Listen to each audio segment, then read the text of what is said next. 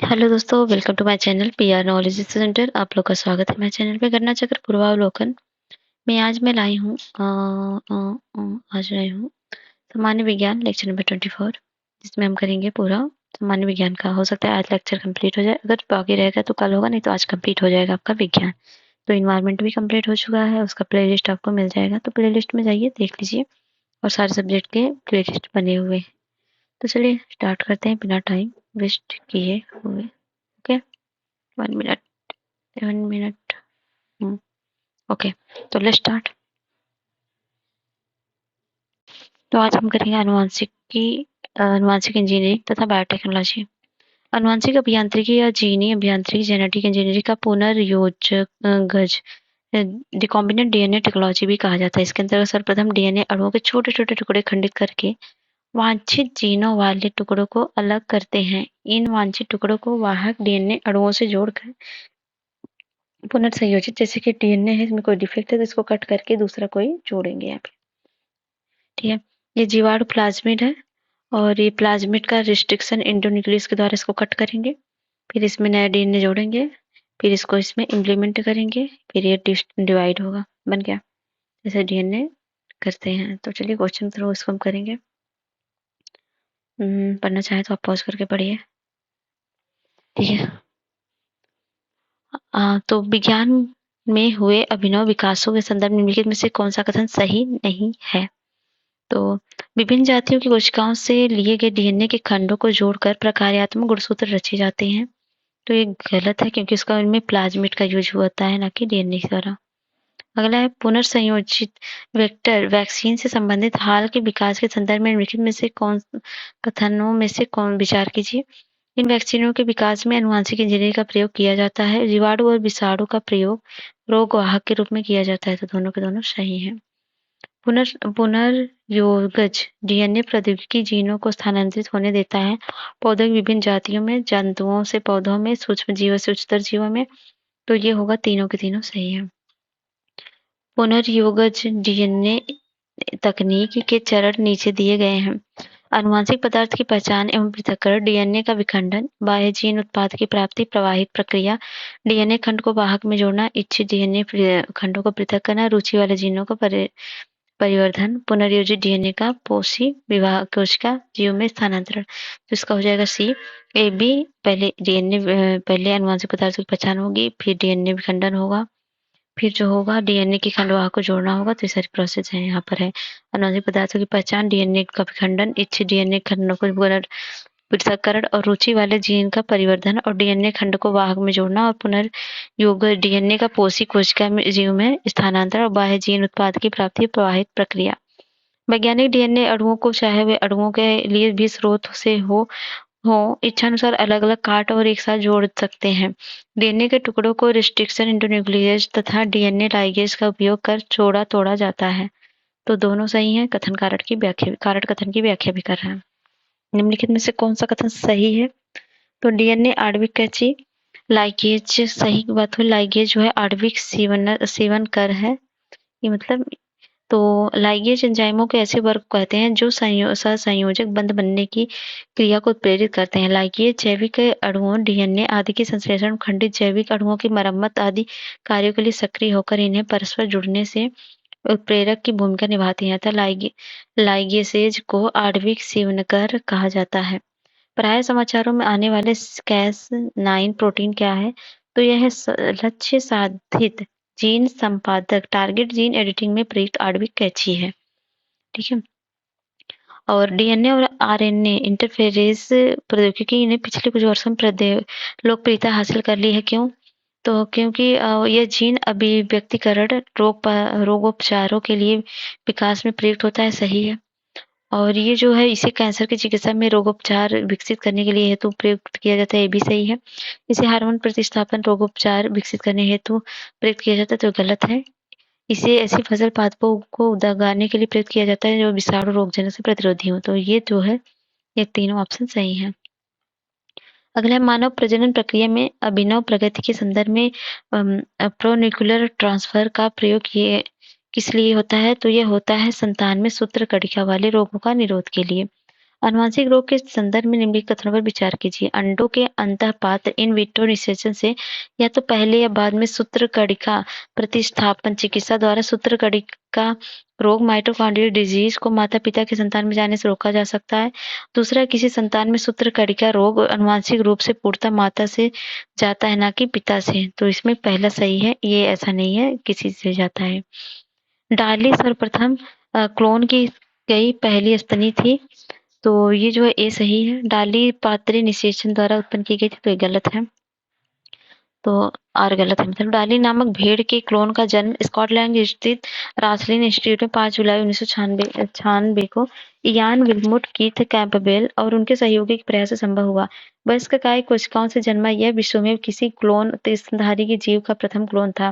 ध्यातव्य है कि 2003 में फेफड़ों की बीमारी के कारण डाली की मृत्यु हो गई थी। डाली को पारंपरिक क्लोनिंग तकनीक के द्वारा विकसित किया गया था, ना कि पात्रे निषेचन द्वारा। इन विट्रो फर्टिलाइजेशन बांझपन दूर करने की कारगर तकनीक मानी जाती है। एक वयस्क दैहिक कोशिकाओं से क्लोन की गई अपनी स्तनपायी डॉली के बारे में कौन सा तथ्य सही नहीं है? तो वर्ष 1998 में पैदा हुई थी, तो ये 96 में पैदा हुई थी। यहाँ पर 5 जुलाई 96 को, ना कि इसमें फेफड़े की बीमारी के कारण की मृत्यु हुई थी। डाली की मृत्यु 2003 में हुई थी, ये भी सत्य है। अगला है, निम्न से कौन सा मनुष्य द्वारा निर्मित आनुवंशिक रूप से अभियांत्रिक प्रथम जीवित जीव है? तो कौन सा जीव है? वह डाली है। निम्नलिखित में से कौन सा प्रथम सफल क्लोन जानवर है? तो वह है भेड़। निम्नलिखित में से कौन सा सफल क्लोन जंतु था? तो वो था भेड़। NDRI करनाल के वैज्ञानिक ने निम्नलिखित में से किस जानवर का दूसरा क्लोन विकसित किया? तो किया था भैंस का। National dairy research institute Karnal के वैज्ञानिकों ने फरवरी 2009 को विश्व में भैंस के पहले क्लोन बछड़े समरूपा को विकसित किया। NDRI के ही वैज्ञानिकों ने जून 2009 में भैंस के दूसरे क्लोन गरिमा को जन्म कराने में सफलता प्राप्त की थी। गरिमा सेकंड नाम है एक, ये क्लोन भैंस का नाम है। किस देश में पहला ट्रांसजीनी दमकता हुआ सुअर उत्पन्न किया गया जो अंदर बाहर सब हरा है? तो वह है ताइवान में। वर्ष 2006 में नेशनल ताइवान यूनिवर्सिटी के एक शोध दल द्वारा पहला ट्रांसजीनी दमकता हुआ सुअर उत्पन्न किया गया। दमकते हुए इस हरे प्रोटीन को सुअर के भ्रूण में डालकर 3 नर ट्रांसजीनी सुअर पैदा किए गए। इंजाज नाम है विश्व के प्रथमतः क्लोन तो ऊंट का। दुबई स्थित ऊंट प्रजनन केंद्र में दुनिया की जो है पहली मादा क्लोन ऊंट वर्ष 2009 में विकसित की गई। इस क्लोन का नाम था इंजाज रखा गया। अगला है, जीव के क्लोन के संबंध में निम्न से कौन सा कथन सही है? तो क्लोन अलैंगिक विधि से उत्पन्न किया जाता है। ठीक है। परखनली शिशु के मामले में क्या होता है? निषेचन माता के शरीर के बाहर होता है। और आनुवंशिक अभियांत्रिकी जेनेटिक इंजीनियरिंग के संदर्भ में निम्नलिखित कथनों पर विचार कीजिए, प्रभाव पर विचार कीजिए।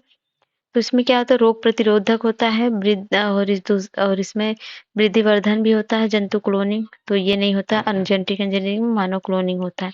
1 2 3।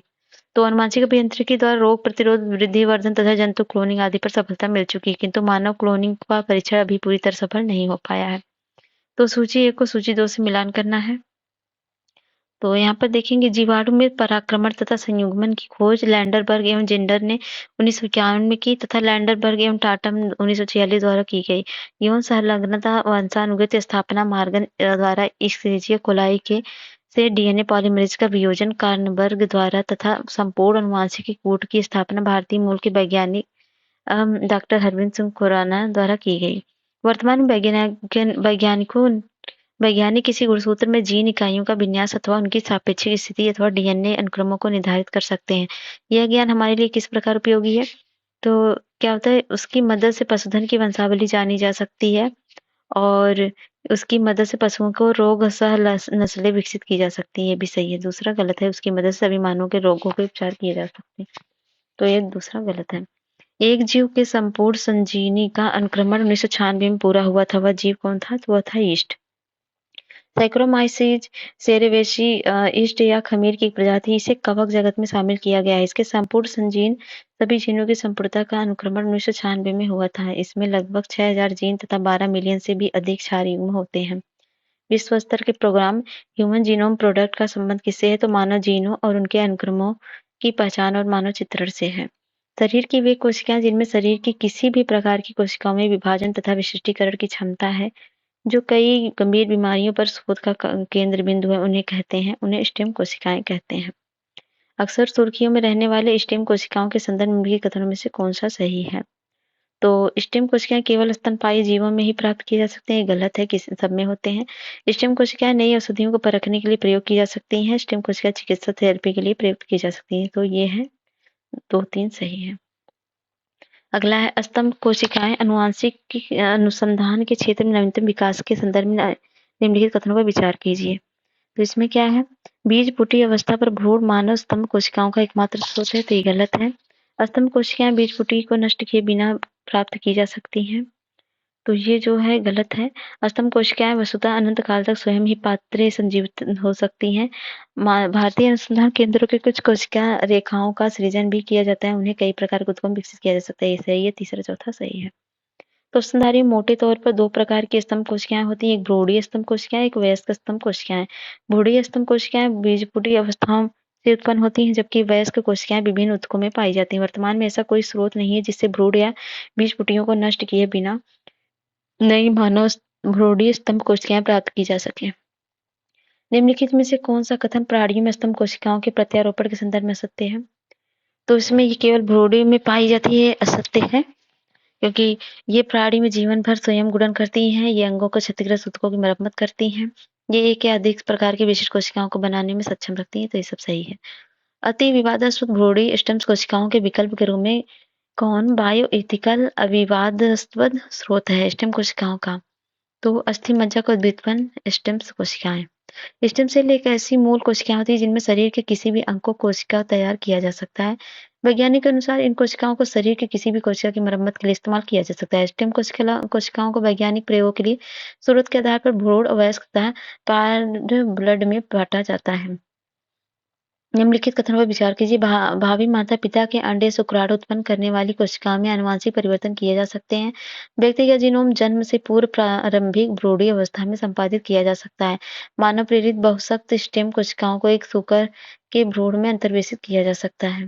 तो इसमें ये तीनों ऑप्शन सही है। अगला है कायिक कोशिका न्यूक्लिक अंतरण प्रौद्योगिकी न्यूक्लियर ट्रांसफर टेक्नोलॉजी का अनुप्रयोग क्या है? तो जंतुओं की जननी क्लोनिंग। हाइब्रिडोमा प्रौद्योगिकी एक नया बायोटेक्नोलॉजिकल अप्रोच है। यह है इको क्लोनिंग प्रतिरक्षियों के वाणिज्यिक उत्पादन के लिए। एक बी लिम्फोसाइट एवं मायोलोमा कोशिका के संलयन से प्राप्त संकर कोशिकाएं हाइब्रिडोमा कहलाती हैं। हाइब्रिडोमा क्लोनों को पात्रे कल्चर करके एक क्लोनी प्रतिरक्षियों के उत्पादन करते हैं इन्हें हाइब्रिडोमा प्रौद्योगिकी कहते हैं। इसके विकास हेतु कोहलर तथा सी मिल्टनस्टाइन को 1984 में नोबेल पुरस्कार मिला। बंथारे में प्लांट फीड जीन बैंक है, संकटापन्न वर्ग पौधों के सुरक्षित रखेगा, जैविक विभिन्नता की दृश्यता को रोकेगा, आर्थिक दृष्टि से महत्वपूर्ण पौधों की पहचान करेगा, उपयुक्त सभी पर ध्यान देगा।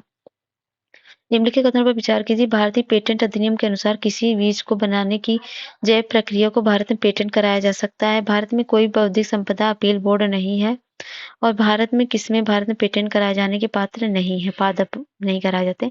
बाकी 2 गलत है, तीसरा सही है। पेटेंट अधिनियम 1970 की धारा 3J के तहत किसी बीज को बनाने की जैव प्रक्रिया को आविष्कार की श्रेणी से बाहर रखा गया है, अतः इनका भारत में पेटेंट नहीं कराया जा सकता। भारत में सितंबर 1998 में बौद्धिक संपदा अपीली बोर्ड गठित किया गया था, जो कि एक अर्धन्यायिक निकाय है। पेटेंट अधिनियम 1970 की धारा 3J के तहत ही पादप और पादप प्रजातियों का आविष्कार नहीं माना जा सकता और तदनुसार भारत में पादप और पादप प्रजातियां पेटेंट कराए जाने के पात्र नहीं है। इस प्रकार प्रसंगत कथनों में कथन 3 सही है। कपास के कीट रोधी पौधे आनुवंशिक इंजीनियरिंग द्वारा एक जीन को निविष्ट कर निर्मित किए गए हैं, जो लिया गया है जीवाणु से। अगला है अमेरिकी बहुराष्ट्रीय कंपनी मोनसांटो ने एक कीट प्रतिरोधी कपास की किस्म बनाई, जिसका भारत में क्षेत्र परीक्षण किया जा रहा है। निम्नलिखित जीवाणुओं में से किस एक के आविष जीन का इस परजीन कपास में अंतरण हुआ है? तो वह है बैसिलस thuringiensis। सूक्ष्म जीव जो बीटी कपास के उत्पादन से संबंधित है, वह है एक जीवाणु। अगला है कीट प्रतिरोधी पारजीनी कपास बीटी जीन के निवेशक से निर्मित किया गया है। बीटी जीन एक जीवाणु से प्राप्त किया जाता है, तो कथन कारण सही, कारण कथन की व्याख्या भी कर रहा है।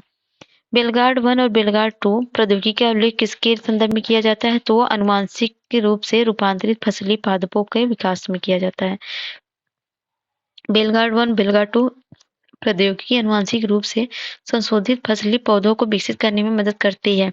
बेलगार्ड प्रौद्योगिकी विनाशकारी बोलवर्म संक्रमण के खिलाफ कपास की फसल को सुरक्षित प्रदान करती है। बेलगार्ड 1 बीटी कॉटन भारत की पहली बायोटिक फसल तकनीक है जिसे 2002 में भारत में व्यावसायीकरण हेतु मंजूरी प्रदान की गई। बैगन की आनुवांशिक अभियांत्रिकी से उसकी नई किस्म बीटी बैगन विकसित की गई। इसका लक्ष्य क्या है? इसे नाशक जीव बनाना है। बीटी बैगन आनुवांशिक अभियांत्रिकी से विकसित बैगन की नई किस्में, इसमें बैगन के बैसिलस thuringiensis नामक जीवाणु के विशेष जीन को निवेशित किया जाता है जिसमें एक प्रकार का विष उत्पन्न होता है जो बैगन में लेपिडोप्टेरान कीटों तथा ब्रिंजल फ्रूट तथा फ्रूट बोरर, सूट बोरर आदि के विरुद्ध प्रतिरोधक क्षमता उत्पन्न करता है। इस प्रकार से बीटी बैगन के विकास का उद्देश्य इसे नाशक जीव बनाता है। बीटी बैगन क्या है? तो आनुवांशिक रूप से परिवर्तित बैगन है। अगला है भारत में बीटी बैगन के प्रवेशन पर लोगों के विरोध के क्या कारण हैं? तो इसमें इसके विरोध कारण एक आशंका है कि बीटी बैगन के उपभोग का स्वास्थ्य पर विपरीत प्रभाव पड़ेगा और ये चिंता भी है कि बीटी बैगन के प्रवेशन से जैव विविधता पर विपरीत प्रभाव पड़ेगा। तो तीसरा चौथा सही है। तो बीटी बीटी में पाए जाने वाले एक ग्राम पॉजिटिव जीवाणु है जिसमें पाए जाने वाले एक विशेष जीन यदि बैगन में निवेश कर दिया जाए तो एक विष उत्पन्न करता है जो बैगन में लेपिडोप्टेरान कीटों जैसे ब्रिंजल फ्रूट, शुगर बोरर और फ्रूट बोरर के विरुद्ध प्रतिरोधक क्षमता उत्पन्न कर देता है। इस प्रकार उत्पादन में वृद्धि होती है। बीटी बैगन फसल सुरक्षा की दृष्टि से अच्छे विकल्प हो सकता है लेकिन इसे आशंका है कि बीटी विष से मानव स्वास्थ्य और जैव विविधता पर विपरीत प्रभाव पड़ सकता है। भारत में विकसित अनुवांशिक रूपांतरित सरसों जेनेटिकली मॉडिफाइड सरसों के संदर्भ में भी कथन पर विचार कीजिए। तो जेनेटिक मॉडिफाइड सरसों में मृदा जीवाणु के जीन होते हैं जो पादप को अनेक किस्मों के पीड़कों के विरुद्ध पीड़क प्रतिरोध का गुण देते हैं। जीएम सरसों में जीन होते हैं जो पादप में पर परागण और संकरण को सुकर बनाते हैं। तो दूसरा सही है, पहला गलत है। जीएम सरसों का विकास IARI और पंजाब कृषि विश्वविद्यालय द्वारा संयुक्त रूप से किया गया, ये भी गलत, तो दूसरा सही है।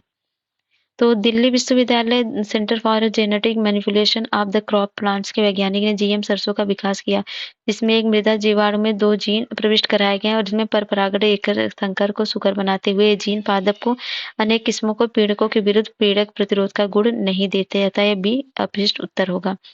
पीड़कों के प्रतिरोधक के अतिरिक्त वे कौन सी संभावनाएं जिनके लिए आनुवांशिक रूप से रूपांतरित पौधों का निर्माण किया गया है? तो इसका है सूखा सहन करने के लिए उसे सक्षम बनाना, उत्पाद में पोषक की मात्रा बढ़ाना, ये भी सही है। अंतरिक्ष यानों अंतरिक्ष स्टेशन उन्हें उगने और प्रकाश संश्लेषण के लिए सक्षम बनाना, ये गलत है। उनका सेल्फ लाइफ बढ़ाना, ये सही है। भारत में कृषि के संदर्भ में प्राय समाचारों में आने वाले जीनोम अनुक्रमण की तकनीक का आसन्न भविष्य किस प्रकार उपयोग किया जा सकता है? तो विभिन्न फसली पौधों में रोग प्रतिरोधक और सूखा सहिष्णुता के लिए आनुवांशिक सूचकों का विज्ञान करने के लिए जीनोम अनुक्रमण का उपयोग किया जा सकता है।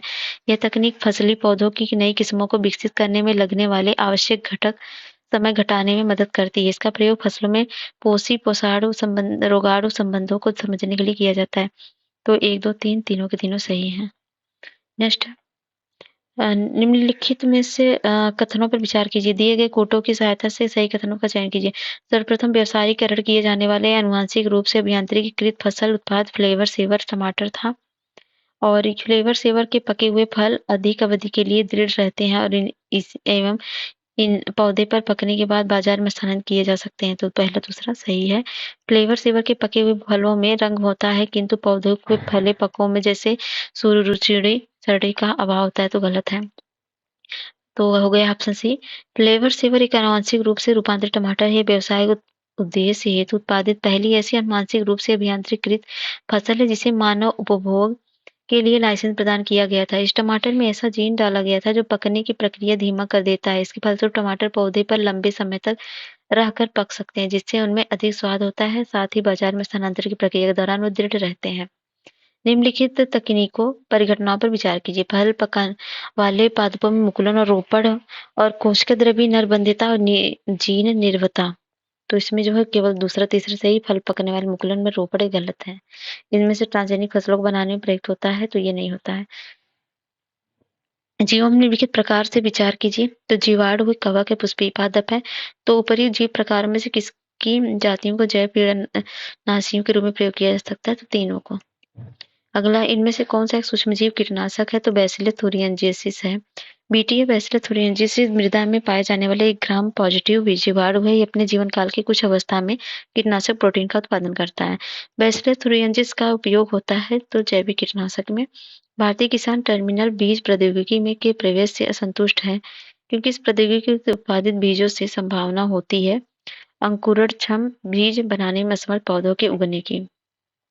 अगला है, विकसित देशों द्वारा समर्पित टर्मिनेट तकनीक उपलब्ध कराती है जैव तकनीकी द्वारा बीजों की उन्नत किस्मों को जो दूसरी पीढ़ी के लिए बंद बीजों को उत्पन्न करने के लिए सुनिश्चित की गई है। तो निम्न टर्मिनेटर तकनीक उसके द्वारा उत्पन्न निम्न में से किसकी बिकवारी के लिए है? तो वे बिकवारी के लिए, ट्रांसजेनिक उपजाऊ बीज के लिए, जीन परिवर्तित पौधे के लिए, जेनेटिक रूप से अभियांत्रिक बीज जो दूसरी पीढ़ी में बंदोबस्त होते हैं तो इनके लिए, तो सभी के सभी लिए।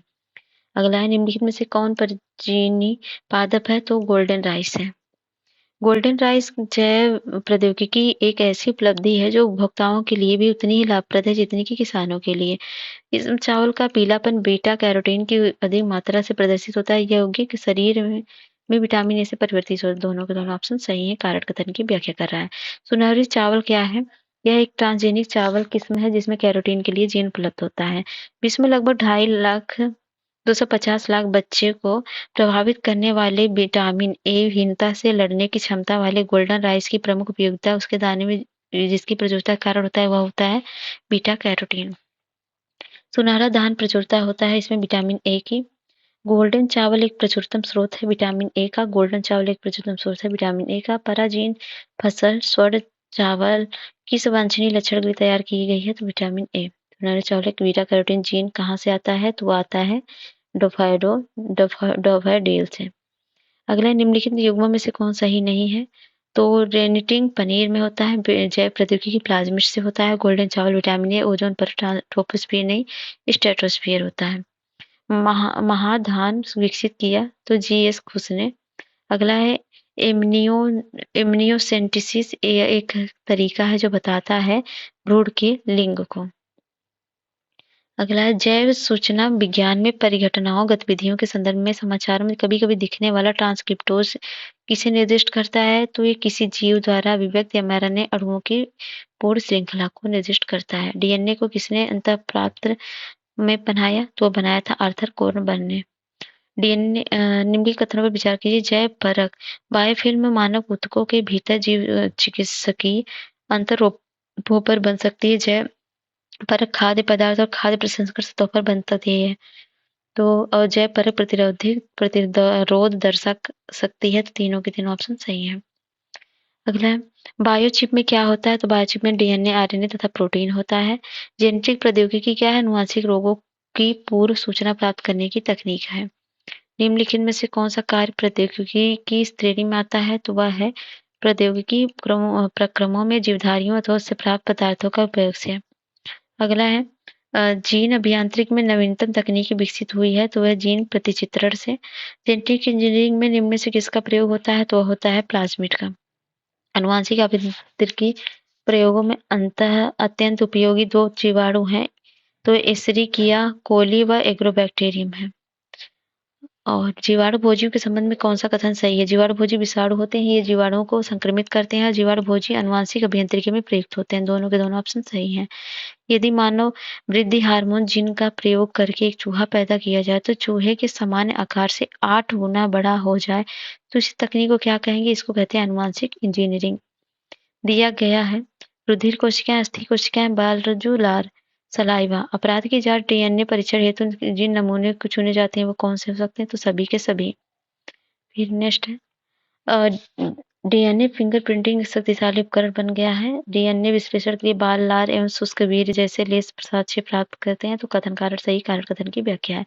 डीएनए फिंगरप्रिंटिंग का आधार क्या है? तो डीएनए बहुरूपता है। शिशु का पितृत्व स्थापित करने के लिए निम्नलिखित किस तकनीक का प्रयोग किया जाता है? तो किया जाता है डीएनए फिंगरप्रिंटिंग का। अगला है, पैतृकता सिद्ध करने के लिए निम्न से किसका? तो डीएनए डीएनए, अंगुली छाप, फिंगरप्रिंट मानव की पहचान को सुनिश्चित करने के लिए जैव प्रौद्योगिकी आधारित अत्याधुनिक तकनीक को काम में लाया जाता है। डीएनए फिंगरप्रिंटिंग को डीएनए फिंगरप्रिंटिंग उपयोग किन निम्न क्षेत्रों में होता है? तो यह केवल न्यायालयी छानबीन में, सहायक वैज्ञानिक परीक्षण में, केवल पैतृक विवाद में, केवल संकटापन्न प्राणियों के अक्षर में, या सभी के सभी में। और डीएनए फिंगरप्रिंटिंग के उपयोग द्वारा इंग्लैंड में पहला अपराध किस वर्ष हल किया गया था? 1983 में। तो डीएनए फिंगरप्रिंटिंग तकनीक से किसी व्यक्ति के जैविक अंशों जैसे रुधिर, बाल, लार, वीर या कोशिका स्रोतों के सहारे उसके डीएनए की पहचान की जाती है। वर्ष 1983 में इंग्लैंड के डीएनए फिंगरप्रिंटिंग द्वारा एक लड़की की हत्या मामला हल किया गया। किस व्यक्ति जीवित मिति पहचान हेतु अंगुली छाप मतलब फिंगरप्रिंटिंग परीक्षण के अलावा निम्नलिखित में से कौन सा प्रयोग में लाया जा सकता है? तो वो है परितारिक क्रमविच्छेद, दृष्टिपटल क्रमविच्छेद और वाक अभिज्ञान। तो तीनों के तीनों। अगला है अंगुलियों के निशानों के बहुरंगी सतह पर उभारने हेतु निम्न से क्या प्रयुक्त होता है? तो होता है फ्लोरेसेंट पाउडर। कौन ट्रांसजेनिक्स द्वारा नहीं पाया जा सकता?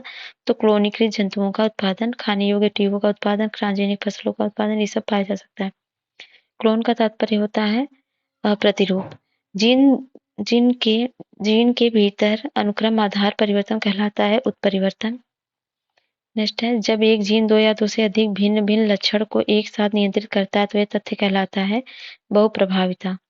जीन चिकित्सा में एक त्रुटिपूर्ण जीन के कार्य को ठीक करने हेतु क्या होता है? तो जीन उपचार का उद्देश्य शरीर की सामान्य क्रियाओं को बनाए रखने के लिए शरीर की क्रियाओं में समानांतर जीनों को प्रवेश कराकर त्रुटिपूर्ण जीन को कार्य करने से रोककर तथा पूरे त्रुटिपूर्ण जीन को सही जीन में बदलकर बीमारी का निदान करना होता है। सोमैटिक जीन थेरेपी मानव की अनुवांशिक बीमारियों के उपचार हेतु प्रयुक्त की जा रही है। अगला है विविध। तो विविध में क्या है? जीव विज्ञान का क्षेत्र बहुत विस्तृत है जहाँ एक और फसलों तथा पशुओं के होने वाली बीमारी उनके उपचारों के बारे में है। तो ये सब है ऑटो एनालाइजर। तो ये तो सब जो दिया है इलेक्ट्रोसिट सब कुछ ये हम करेंगे क्वेश्चन में। ठीक है। तो अंतर्राष्ट्रीय योग दिवस 21 जून, विश्व मलेरिया दिवस 25 अप्रैल, विश्व तपेदिक दिवस 24 मार्च, विश्व पर्यावरण दिवस 5 जून, विश्व खाद्य दिवस 16 अक्टूबर, विश्व पशु दिवस 4 अक्टूबर, विश्व ओजोन दिवस 16 सितंबर, विश्व कुष्ठ रोग जनवरी का अंतिम रविवार, विश्व मधुमेह दिवस 14 नवंबर और विश्व एड्स दिवस 1 दिसंबर और विश्व अल्जाइमर दिवस 21 सितंबर, विश्व स्वास्थ्य दिवस 7 अप्रैल, विश्व थैलेसीमिया दिवस 8 मई और विश्व पोलियो दिवस 24 अक्टूबर, विश्व गठिया दिवस 12 अक्टूबर, विश्व मानसिक दिवस 10 अक्टूबर। हरित क्रांति खाद्यान्न उत्पादन के लिए, श्वेत क्रांति दुग्ध एवं उत्पादन के लिए, पीली क्रांति तिलहन के लिए, नीली क्रांति मत्स्य के लिए, गुलाबी क्रांति झींगा के लिए, काली क्रांति पेट्रोलियम के लिए, रजत क्रांति अंडा एवं पोल्ट्री के लिए, लाल क्रांति मांस टमाटर के लिए, गोल्ड क्रांति आलू के लिए, भूरी क्रांति उर्वरक के उत्पादन के लिए। विभिन्न संस्थान है और स्थान है। राष्ट्रीय प्रतिरक्षा विज्ञान अनुसंधान संस्थान नई दिल्ली, राष्ट्रीय कोशिका विज्ञान संस्थान पुणे महाराष्ट्र, डीएनए फिंगरप्रिंटिंग तथा नैदानिक केंद्र हैदराबाद तेलंगाना, राष्ट्रीय पादप जीनोम अनुसंधान संस्थान नई दिल्ली, राष्ट्रीय मस्तिष्क अनुसंधान संस्थान मानसरोवर गुरुग्राम हरियाणा, जल संसाधन और अस्थायी विकास संस्थान इम्फाल मणिपुर, राष्ट्रीय विकास विज्ञान संस्थान पुणे महाराष्ट्र, जीवन विज्ञान संस्थान भुवनेश्वर उड़ीसा, राष्ट्रीय जीव विज्ञान केंद्र बंगलुरु कर्नाटक, बीरबल साहनी वनस्पति विज्ञान संस्थान लखनऊ, राष्ट्रीय चिकित्सा विज्ञान अकादमी नई दिल्ली, वन अनुवांशिकी तथा वृक्ष प्रजनन संस्थान कोयम्बटूर तमिलनाडु, सूक्ष्मजीवी प्रौद्योगिकी संस्थान चंडीगढ़, केंद्रीय औषधि एवं सुरभि संपादक संस्थान लखनऊ, राष्ट्रीय दृष्टिहीन संस्थान देहरादून, राष्ट्रीय अस्थि रोग विकलांग संस्थान कोलकाता, अली यावर जंग राष्ट्रीय मूक एवं बधिर संस्थान मुंबई, राष्ट्रीय मानसिक विकलांग संस्थान Secunderabad, national botanical research institute Lucknow. और नेक्स्ट है राष्ट्रीय पादप अनुसंधान संस्थान ब्यूरो नई Delhi, Indian institute of sugar technology Kanpur, भारतीय पशु चिकित्सा विज्ञान अनुसंधान संस्थान इज्जतनगर बरेली और central drug research institute Lucknow, केंद्रीय चावल शोध संस्थान कटक, भारतीय सब्जी अनुसंधान संस्थान वाराणसी, केंद्रीय आलू शोधन संस्थान थिमला, अंतर्राष्ट्रीय आलू केंद्र Lima Peru. Red ribbon express चलता फिरता दृश्य साधन है एड्स हेतु जागरूकता का। और संरक्षा संस्था किसका है? एड्स शोध एवं नियंत्रण परियोजना बेंगलुरु का। बिल तथा मेलिंडा गेट्स फाउंडेशन द्वारा स्थापित भारत के लिए कार्यक्रम आवाहन किसके प्रतिरोध की कार्यरत है? तो यह है HIV एड्स के लिए। नाको एक ऐसी संस्था है जिसका संबंध किससे है? तो इससे है एड्स से है। तो भारत के स्वास्थ्य एवं परिवार कल्याण मंत्रालय के प्रभाग के रूप में 1992 में स्थापित नाको नेशनल एड्स कंट्रोल ऑर्गेनाइजेशन है। केंद्र सरकार का मिशन इंद्रधनुष किससे संबंधित है? तो 7 टीका निवारणी रोगों के खिलाफ बच्चों का टीकाकरण है। भारत सरकार द्वारा प्रारंभ किया गया मिशन इंद्रधनुष कार्यक्रम संबंधित किससे है? तो बच्चों के टीकाकरण से है। भारत में मिशन इंद्रधनुष अभियान संबंधित है, तो ये है बच्चों के टीकाकरण से। मिलान करना है। अंधत्व नियंत्रण हेतु राष्ट्रीय कार्यक्रम कब स्टार्ट किया गया था? 1976 में। और समन्वित बाल विकास 1975 में। राष्ट्रीय कुष्ठ निवारण जो है ये 1983 में। राष्ट्रीय ग्रामीण स्वास्थ्य मिशन 2005 में। तो ऑप्शन हो गया सी। राष्ट्रीय परिवार स्वास्थ्य सर्वेक्षण नेशनल फैमिली हेल्थ जो भी है सम्मिलित नहीं करता है किसको? तो HIV परीक्षण को नहीं करता, उच्च रक्तचाप को करता है, मधुमेह और मृत्यु का पंजीकरण करता है। निम्नलिखित में से कौन सा सरसों के तेल के लिए सामान्यतः मिलावट के लिए प्रयोग करते हैं? तो करते हैं पोस्ता के बीज का। आयोडीन प्राप्त होता है, तो आयोडीन प्राप्त होता है लेमिनेरिया से। ये एक एल्गी होता है।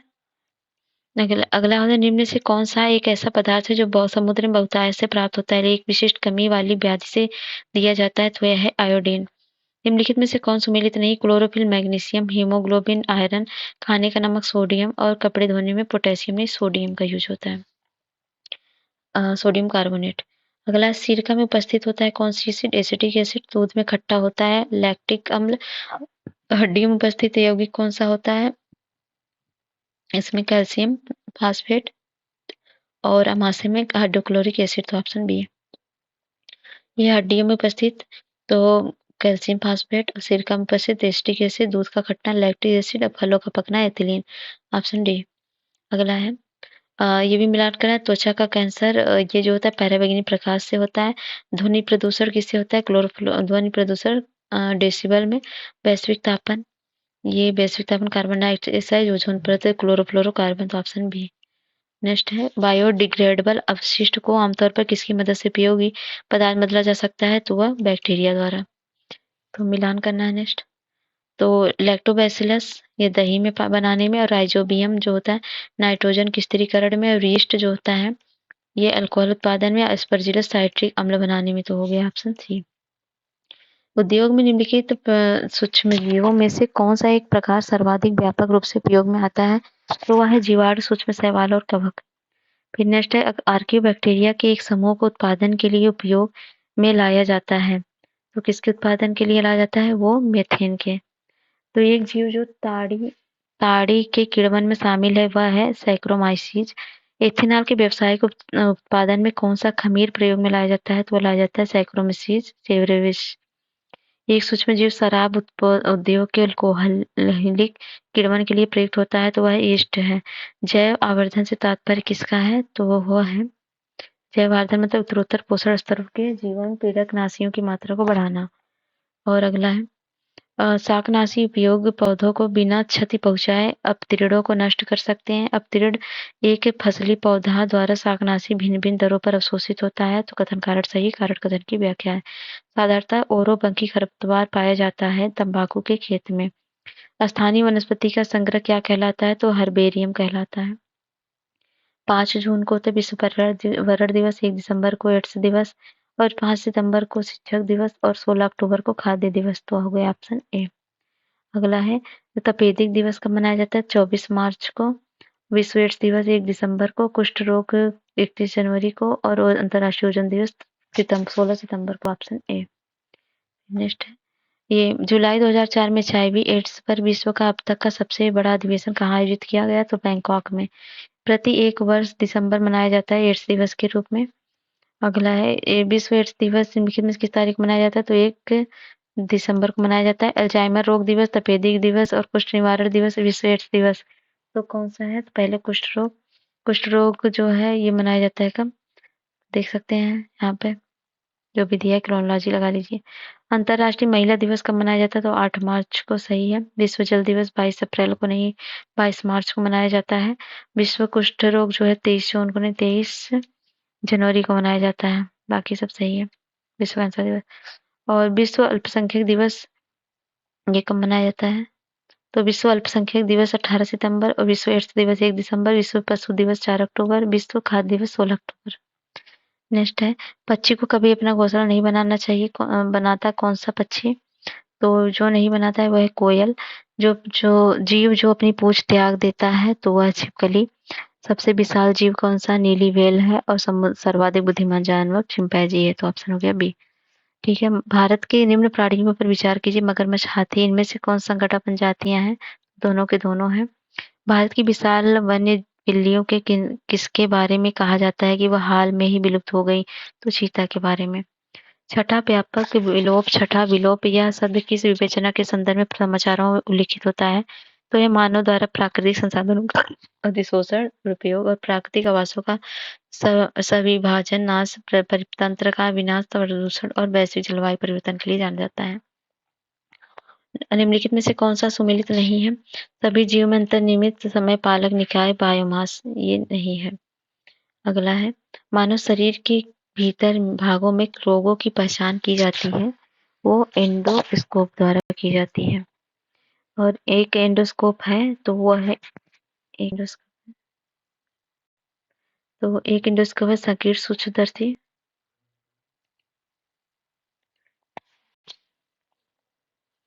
एक मिनट। तो मानव शरीर भीतर में रोगों की पहचान, एक एंडोस्कोप है। संकीर्ण दूरदर्शी, कैमरा का प्रकार, सरल सूक्ष्मदर्शी तो कोई नहीं है। तो एक एंडोस्कोप एक चिकित्सीय उपकरण है। इसे कैमरे के प्रकार का कहना गलत होगा। इसमें एक लंबी, पतली और लचीली नली होती है जिसमें प्रकाश और वीडियो कैमरे की व्यवस्था होती है। मानव शरीर की आंतरिक संरचना के अवलोकन के लिए प्रयोग में आने वाली परिकलित टोमोग्राफी के लिए निम्नलिखित में से कौन सा प्रयोग में लाई जाती है? तो लाई जाती है एक्स किरण। बेरियम एक उपयुक्त रूप से रोगियों को पेट के एक्स किरण के लिए परीक्षण के पूर्व खिलाया जाता है, क्योंकि क्योंकि बेरियम एक्स किरणों का एक अच्छा अवशोषक है और इसमें चित्र में पेट को अन्य क्षेत्रों की तुलना में स्पष्टता दिखने में सहायक मिलता है। अब मिलान करना, ईसीजी किसकी जांच के लिए होता है? तो ईसीजी जो मस्तिष्क के अंदर न्यूरॉन के लिए होता है और इलेक्ट्रोकार्डियोग्राफ हृदय के लिए होता है और इलेक्ट्रो ऑक्यूलोग्राफी जो होता है रेटिना के लिए होता है। इलेक्ट्रोमायोग्राफी जो होता है मांसपेशियों के लिए होता है। ब्रेन की बीमारी को पहचाना जाता है ईईजी से। ईईजी किस अंग की प्रणाली को प्रकट करता है? तो यह है मस्तिष्क की। निम्नलिखित में किसकी क्रियाविधि रिकॉर्ड करने हेतु तो ईईजी किया जाता है? तो वह मस्तिष्क की। ऑडियोग्राम ऑडियोग्राम जो होता है कान के लिए होता है। ईसीजी जो होता है वो हृदय के लिए होता है और ईईजी मस्तिष्क के लिए। मैमोग्राम बच्चे के लिए होता है। तो ऑप्शन हो गया डी। चुंबकीय अनुनाद बिंबीकरण निम्न परिघटना पर आधारित है। किसके? नाभ के चुंबकीय अनुनाद पर। बीमारी पता करने के यंत्र एमआरआई का मतलब होता है चुंबकीय रेजोनेंस चित्रीकरण। चिकित्सा स्थितियों का निदान करने के लिए एमआरआई तकनीक का प्रयोग किया जाता है। एमआरआई किसका उपयोग नहीं है? तो इसमें से चुंबकीय क्षेत्र का, रेडियो तरंग का, एक्स किरण, गामा किरण तो सबका है। एमआरआई निम्न से क्या है? तो यह मैग्नेटिक रेजोनेंस इमेजिंग है। बीएमडी परीक्षण किया जाता है पहचान करने के लिए किसके? ऑस्टियोपोरोसिस के। और नेक्स्ट है, बीएमडी परीक्षण किया जाता है तो ये किया जाता है अस्थि रंध्रता हेतु। बीएमडी परीक्षण का पूर्ण रूप क्या है? तो इसका है बोन मिनरल डेंसिटी का। लिथोट्रिप्सी क्या है? तो लिथोट्रिप्सी गुर्दे की पथरी किरणों द्वारा तोड़ना है। इलेक्ट्रॉन किरण चिकित्सा एक प्रकार की विकिरण चिकित्सा है जिसके उपचार किया जाता है विशेष प्रकार के कैंसर के लिए। जब डॉक्टर किसी को कहता है कि उसे टेट्राप्लेजिया हो गया है तो उसका आशय होता है कि उसे पक्षाघात हो गया है, केवल दाएं हाथ में, केवल बाएं हाथ में, या केवल दोनों पैरों में, या दोनों हाथों में, दोनों पैरों में। तो दोनों हाथों, दोनों पैरों में। टेट्राप्लेजिया से तात्पर्य होता है दोनों हाथों, दोनों पैरों के पक्षाघात से है। अब प्राणियों के आहार, श्वसन और संश्लेषण तीन प्रमुख गुण किसके हैं? तो यह है उपापचय के। कृत्रिम रेशम का निम्नलिखित नाम क्या है? तो वह है रेयॉन। निम्नलिखित में से कौन सा सही सुमेलित नहीं है? ऑक्सीटोसिन हार्मोन से स्पर्टेम संश्लेषित मधुपर्क है। नियोप्रीन विशिष्ट रबड़ है। रेयान क्या? रूपांतरित स्टार्च। तो रेयान एक संश्लेषित रेशा है। निम्नलिखित युग्मों में कौन सा सम्मिलित नहीं? तो ऊन एक प्रोटीन है, रेयान एक संश्लेषित रेशा है, बाकी ये रबर एक प्राकृतिक बहुलक है, फ्लोरीन कार्बन का अपर रूप है। निम्नलिखित में से कौन सा पदार्थ जैव निम्नीकरण करण ही है? तो वह है ऊन। रेशम तंतु रोम, पिच्छ, नख तथा नखर निर्मित होते हैं, ये होते हैं केराटिन से। निम्न में से कौन सा पदार्थ प्रोटीन नहीं है? तो कपास प्रोटीन नहीं है, कपास एक मुलायम रोएदार स्टेपल रेशा है। निम्नलिखित में से कौन सा पादप रेशा तने से प्राप्त होता है? तो वह है सनई। अगला है पशुओं के कृत्रिम गर्भाधान में प्रयुक्त शुक्राणुओं को संग्रहित किसमें किया जाता है? तो वह तरल नाइट्रोजन में। एक सांड के वीर्य को कृत्रिम गर्भाधान हेतु रखना चाहिए तरल नाइट्रोजन में। कड़कनाथ एक किस्म है, ये मुर्गे की है। कड़कनाथ मुर्गे की किस्म है जो मध्य प्रदेश के झाबुआ मूल के कड़कनाथ मुर्गे को स्थानीय भाषा में काली मासी कहा जाता है। इसकी त्वचा और पंखों में लगकर मांस का रंग काला होता है। निम्नलिखित में से कौन सा गाय की उच्च दूध उत्पादन प्रजाति है? तो है होल्स्टीन। होल्स्टीन फ्रीजियन फ्रीजियन गाय की उच्च दुग्ध उत्पादन प्रजाति है। निम्नलिखित में से कौन सा सम्मिलित नहीं है? तो भैंस भदावरी, गाय सिंधी, बकरी जमुनापारी और भेड़ थरपारकर तो भैंस की एक प्रजाति है, जबकि सिंधी थरपारकर गाय की एक प्रजाति है। जमुनापारी बकरी की नस्ल है। केंद्र सरकार द्वारा घोषित राष्ट्रीय गोकुल मिशन का उद्देश्य क्या है? गाय की देसी नस्ल की रक्षा करना। मायोग्लोबिन होता है, मायोग्लोबिन पेशी कोशिका में होता है। सर्पगंधा जो होता है ये होता है प्रशांतक। और कर्कट रोग होता है ये विकिरण चिकित्सा में। और रुधिर वार्डिका होता है ऑक्सीजन परिवहन में। Option C. और क्षुधातिशय होता है भक्षण विकार से। और कोलेस्ट्रॉल ये अंडपीतक में होता है। एट्रोपिन होता है एल्केलॉइड से। और इंसुलिन अग्नाशय में होता है, तो ऑप्शन हो गया ए। अगला है निश्चेतक के रूप में प्रयुक्त हो सकने वाला पदार्थ है, तो कौन सा है? तो ये है क्लोरोफार्म और नाइट्रस ऑक्साइड, मतलब इससे बेहोश किया जा सकता है। अस्पतालों में मंद निश्चेतक में प्रयोग गैस कौन सा है? तो है नाइट्रस ऑक्साइड। तो कार्डियोलॉजिस्ट ये हृदय के विशेषज्ञ है। नेफ्रो जो है ये नेफ्रॉन जो होता है गुर्दे में पाया जाता है, तो हो जाएगा गुर्दा। यूरोलॉजिस्ट जो होता है मूत्र के लिए होता है। और ऑकुलिस्ट आँख के लिए होता है, तो ऑप्शन ए। और निम्नलिखित युगों में से कौन सम्मिलित है? कार्डियोलॉजी श्वसन तंत्र गलत है, कार्डियो हृदय के लिए होता है। गैस्ट्रोलॉजी पेट के लिए आमाशय के लिए होता है। और यूरोलॉजी जो होता है पाचन तंत्र के लिए नहीं होता है, यूरिन के लिए होता है। न्यूरोलॉजी तंत्रिका तंत्र, ये सही है। निम्नलिखित में से किससे एक पर रोक नहीं है कि जिसे एथलीटों द्वारा प्रदर्शन सुधारक पदार्थ के रूप में उपयोग में लाया जाए? तो वह है कोलोस्ट्रम। नेक्स्ट है निम्नलिखित में से कौन सा युग्म सही सम्मिलित नहीं है? तो सैकरिन कार्बोहाइड्रेट, एड्रेनलिन हार्मोन्स है, थायमिन विटामिन है, केराटिन प्रोटीन है। तो ये जो है ये केराटिन जो है एक प्रोटीन है, सही है। थायमिन ये विटामिन है। सैक्रिसिन एक क्या है? कार्बन यौगिक है। निम्नलिखित में से कौन सा युग्म सही सम्मिलित नहीं है? तो कोशिका का नियंत्रण केंद्रक द्वारा होता है प्राकृतिक रबर, पॉलीआइसोप्रीन होता है, क्रायोलाइट एल्युमिनियम एसिड होता है, रोगाणुरोधी फिनोल्फथालीन गलत है। फिनोल्फथालीन एक प्राय अम्लक्षार अनुमापन में एक संकेतक रूप में किया जाता है। निम्नलिखित में से कौन से नॉन स्टेरॉयड गर्भ निरोधक गोली CDRI लखनऊ द्वारा विकसित की गई? तो वह है सहेली। भ्रूणी वृद्धि को मापने वाली हाल में विकसित तकनीक कौन सी है? तो अल्ट्रासोनिक्स है। और ये बीरबल साहनी ने किसकी खोज की? तो वो की थी उन्होंने जीवाश्म वनस्पति विज्ञान के। और केसी मेहता किसके लिए प्रसिद्ध है? तो यह है पादप रोग विशेषज्ञ के लिए। पी माहेश्वरी ये जो है ये है भ्रूण विज्ञान के लिए। और MS स्वामीनाथन हरित क्रांति के लिए, तो ऑप्शन हो गया बी। नेक्स्ट है निम्नलिखित में से कौन सा ही सम्मिलित है? डॉक्टर कुरियन अंतरिक्ष विज्ञान से है। मलक्का अधिसवैया सहकारी आंदोलन से है। अब्दुल कलाम विकास अर्थशास्त्र से है। या प्रमोद करण सेठी जो है जयपुरी कृत्रिम से, तो ये सही है। भारतीय पशु चिकित्सा विज्ञान अनुसंधान संस्थान अवस्थित है बरेली में। भारतीय पशु चिकित्सा अनुसंधान संस्थान स्थित है, तो यह बरेली में। CDRI निम्न में से स्थान कहाँ स्थित है? तो लखनऊ में है। भारतीय सर्वेक्षण विभाग निम्न में से किसके अधीनस्थ है? तो यह विज्ञान और प्रौद्योगिकी मंत्रालय के। भारतीय सर्वेक्षण विभाग का मुख्यालय स्थित है, तो यह देहरादून में। निम्नलिखित में से कौन सा युग्म सम्मिलित है? तो central drugs research institute Lucknow में। Central electrochemical research institute Kolkata में है, ये गलत है। तो ये कहाँ पर है? तमिलनाडु में है। और centre for cellular and molecular biology Hyderabad में। Centre start research institute Bhavnagar में है। भारतीय कृषि अनुसंधान संस्थान बकरियों पर शोध का केंद्रीय संस्थान स्थित है, तो यह मगधुम, मथुरा में।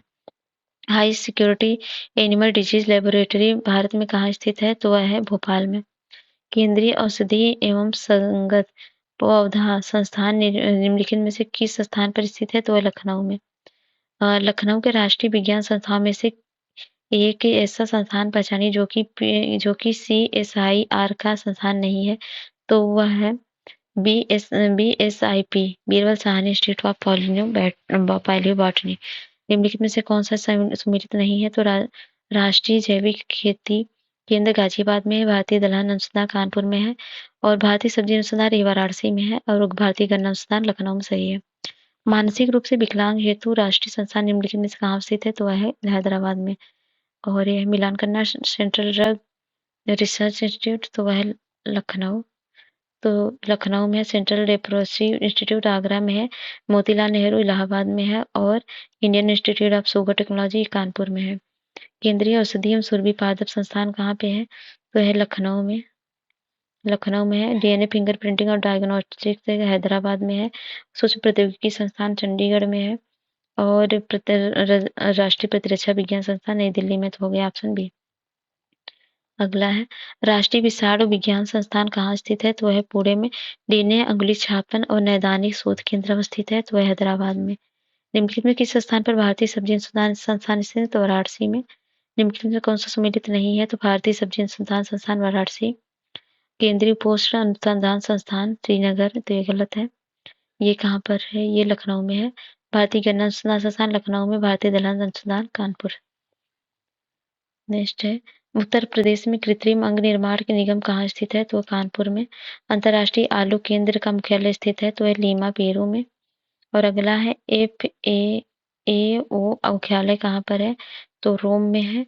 और केंद्रीय एगमार्क प्रयोगशाला कहाँ पे है, तो है नागपुर में। और केंद्रीय चावल संस्थान कहाँ पे है, यह है कटक में। और केंद्रीय आलू संस्थान कहाँ पे, शिमला में। तो ऑप्शन हो गया बी। और निम्नलिखित में से जोड़ों में से सुमेलित जोड़े का चयन कीजिए, तो NBRI कोलकाता में नहीं है, बल्कि ये है लखनऊ में। बाकी ये सब सही है। राष्ट्रीय पादप अनुसंधान संस्थान ब्यूरो स्थित है नई दिल्ली में। विश्व का पहला ऊंट अस्पताल किस शहर में बन रहा है, तो ये दुबई में। तो ये अगला, टेस्टोस्टेरोन किसके लिए होता है, ये होता है हार्मोन्स। और कोडीन क्या है, कोडीन जो है एक है बेहोशी का ड्रग, और कुचुकू क्या है, ये रबर का स्रोत है। और ओरिजिनल लौंग का सुगंधित तेल है, ऑप्शन ए। तो एंथ्रेक्स क्या है, ये एक विश्व जो जैव युद्ध में काम आता है। थैलीसीमिया क्या है, थैलेसीमिया है दूसरी जीन से उत्पन्न है। सेरोगेसी क्या है, गर्भ की किराएदारी। ट्रांसजेनिक से जीनोम परिवर्तन वाला विज्ञान। तो ये ऑप्शन हो गया ए। ये तो ये में कौन सा सम्मिलित नहीं है, एंटीफ्रीज यौगिक है एथिलीन ग्लाइकॉल का। एंटी नॉक एजेंट है टेट्रा एथिलेट का। एंटीऑक्सीडेंट है बी कैरोटीन।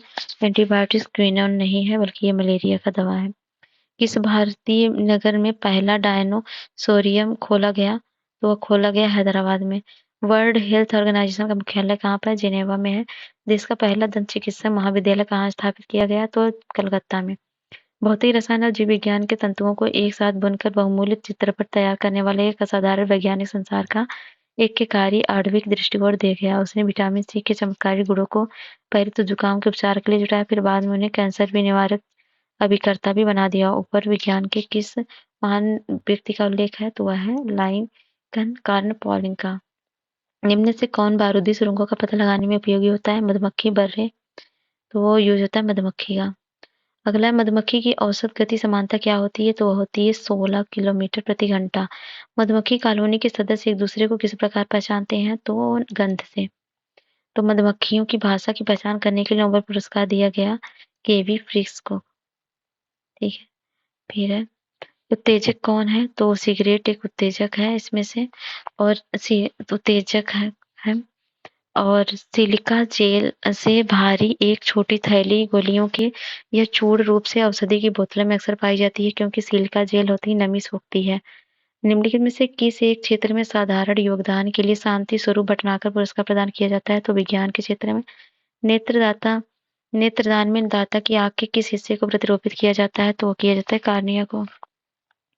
हृदय का पहला प्रतिस्थापन किसके द्वारा किया गया, तो किया गया डॉक्टर क्रिश्चियन बोर्नार्ड द्वारा। विश्व का पहला हृदय प्रत्यारोपण निम्न में से किसने किया था? तो वो किया था क्रिश्चियन बर्नार्ड ने।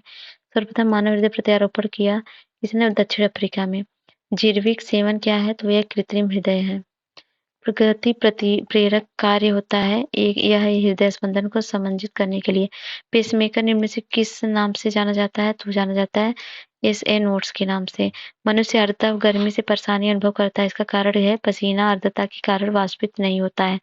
निम्न में से कौन सी क्रिया श्वेत वाष्पन से संबंधित है? तो वह है उष्माशोषित क्रिया। तो जब शरीर में निर्जलीकरण होता है तब पदार्थ जो सामान्य रूप से शरीर में लुप्त हो जाता है वह है सोडियम क्लोराइड। निर्जलित व्यक्ति को नहीं पीना चाहिए समुद्री जल। मानव रक्त में अल्कोहल की कितनी प्रतिशत मात्रा मृत्यु का कारण है? तो वह है लगभग 45% से अधिक मात्रा मृत्यु का कारक है। वैज्ञानिक इवान पावलो किस क्षेत्र में अपने कार्यों के लिए जाने जाते हैं? तो जाने जाते हैं प्रायोगिक मनोविज्ञान में। समानता स्त्रियों की आवाज का तारतम्य होता है, पुरुषों की तुलना में अधिक होता है। पेशी थकान के लिए निम्नलिखित में से कौन उत्तरदायी है? तो वह लैक्टिक अम्ल के जमाव से। तो कौन जलवायु परिवर्तन का संकेतक नहीं है? तो दीर्घकालिक परिवर्तन नहीं, वनस्पति संकेतक विवर्तनिक की संकेतक है। निम्न से कौन सा विश्व का सबसे बड़ा पुष्प है? तो है रेफलेशिया। अगला है फल है फ्रूट। फ्रूट कहाँ से बनता है? तो फ्रूट जो है वो होता है अंडा से, ओवरी से। सीड जो होता है, सीड ओव्यूल से बनता है। वुड जो लकड़ी जो होता है स्टेम से बनता है। स्टार्च होता है लीफ से। तो ऑप्शन हो गया बी। अगला है प्रकाश संश्लेषण होता है हरित लवक से। खनिज उत्ग्रहण होता है। खनिज उत्ग्रहण ये जीवद्रव्य कला से शोषण होता है। शोषण होता है राइबोसोम। शोषण होता है सूत्रकणिका से। प्रोटीन संश्लेषण राइबोसोम। Option C. किसने आविष्कार किया कि पेड़ पौधों में जीवन है? तो JC बोस, जगदीश चंद्र बोस ने। शीत भंडार में फलों तथा साग सब्जियों का अपघटन सदैव के लिए कुछ समय के लिए अवरुद्ध हो जाता है, तो इसमें जो होता है धीमा हो जाता है।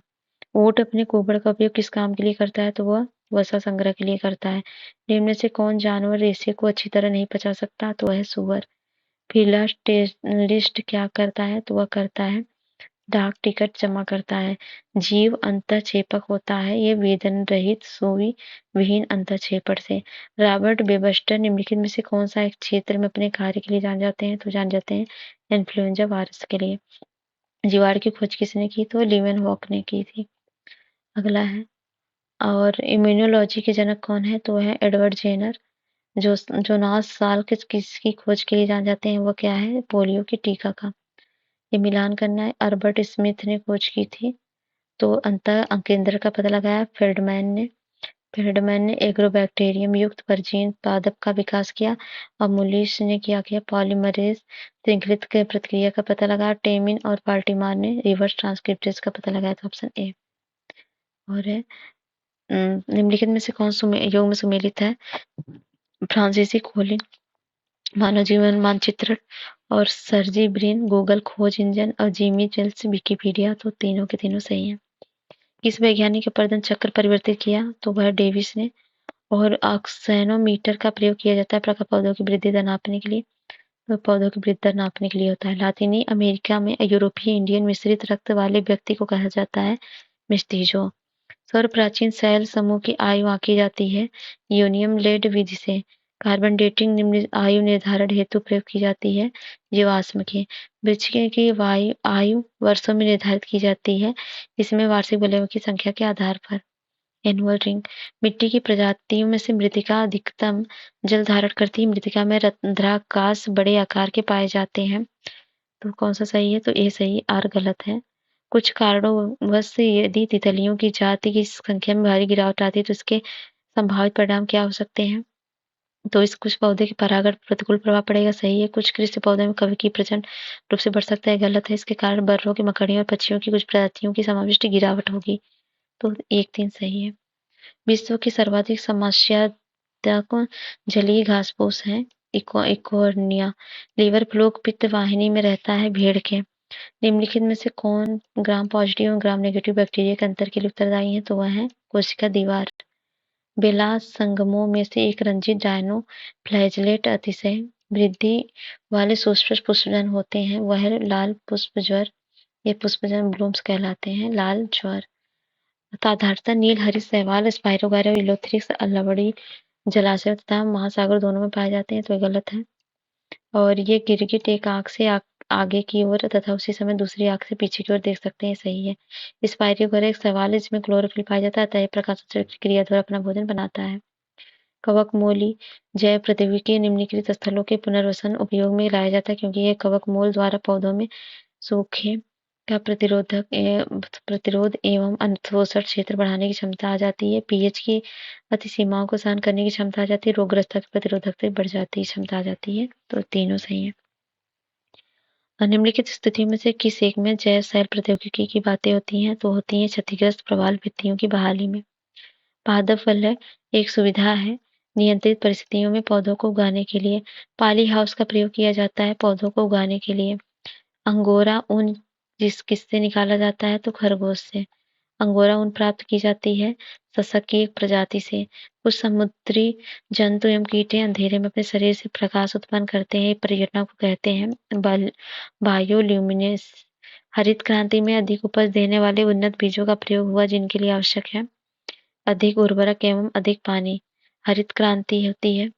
हरित क्रांति खाद्यान्न में, श्वेत क्रांति जो होती है दुग्ध के में, पीत क्रांति तिलहन में और नीली क्रांति मत्स्य में। तो ऑप्शन हो गया बी।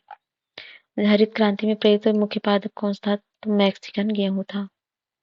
और धान उगाने वाले पौधे डैबाक विधि विकसित हुई थी। ये हुई थी फिलीपींस में। भारत में विकसित प्रथम बोनी धान की किस्म कौन थी? तो वह थी जया। पौधों का कौन सा भाग फूल बनने के उद्दीपन ग्रहण करता है? तो वह पर्ण। मच्छरों को नियंत्रित करने हेतु कीटभक्षी मछली कौन सी है? तो गैम्बूसिया। तालाबों और कुओं में निम्नलिखित में से किसी एक को छोड़ने से मच्छरों को नियंत्रित करने में मदद मिलती है? गंबूसा फिश। तक्रीपार्जित संक्रामक किसके उत्पादन का परिणाम है? तो एंटीबायोलॉजी की बायोटिक्स बॉडी सॉरी। निम्न कथन पर विचार कीजिए। कूट का नई विज्ञान प्रौद्योगिकी नीति 2003 उद्देश्यों के संबंध में निम्न कथनों पर विचार कीजिए। तो विद्यमान भौतिक एवं बौद्धिक स्रोतों का सर्वाधिक उपयोग है। नवीन परिवर्तनीय प्रौद्योगिकी का विकास, प्राकृतिक संकटों को कम करने और उनसे निपटने हेतु पद्धति और प्रौद्योगिकी का विकास, बौद्धिक संपत्ति का प्रबंधन। तीनों के चारों के चारों सही है। अगला है तंबाकू। इसके उत्पाद की बिक्री पाबंदी लगाने वाला पहला देश कौन सा है? तो भूटान है 2004 में। निम्नलिखित ग्रहों में से कौन जीवन के अस्तित्व के लिए उपयुक्त हो सकता है? तो वह मंगल ग्रह। और सहज प्राणियों का परिवर्धन निम्नलिखित में से कौन करता है? तो वह करता है प्रणाली की स्वपोषित क्रिया। चंद्रशेखर आजाद कृषि और तकनीकी विश्वविद्यालय के वैज्ञानिक ने एक पदार्थ बनाया जो दलहनी फसलों के पुष्पों को झड़ने के प्रतिशत को कम कर सकता है ताकि दालों का उत्पादन बढ़ सके। वह पदार्थ कौन सा है? तो वह पदार्थ है तो टीवा एक पूरा नाम टोटल इंट्रावेनस एनेस्थीसिया। इसका उपयोग प्राय शल्य चिकित्सा के द्वारा रोगियों के निषेधन में किया जाता है। सच्चा न्यायोचित विश्वास अक्सर कहा जाता है ज्ञान को। अगला ज्ञान जो हमें विद्यालय से मिलता है कहलाता है अर्थगत स्मृति। सूचनाओं के प्रक्रमण के समय व्यक्ति के मस्तिष्क में जो मानसिक क्रिया चलती है उसे क्या कहते हैं? चिंतन। तो आपका साइंस आज कंप्लीट होता है। तो कॉन्ग्रेचुलेशन, आपका कंप्लीट हो चुका है। प्ले लिस्ट बना हुआ है, सब रिविजन करते रहिए। मिलते हैं नेक्स्ट सब्जेक्ट में। तब तक लीजिए जय हिंद जय भारत।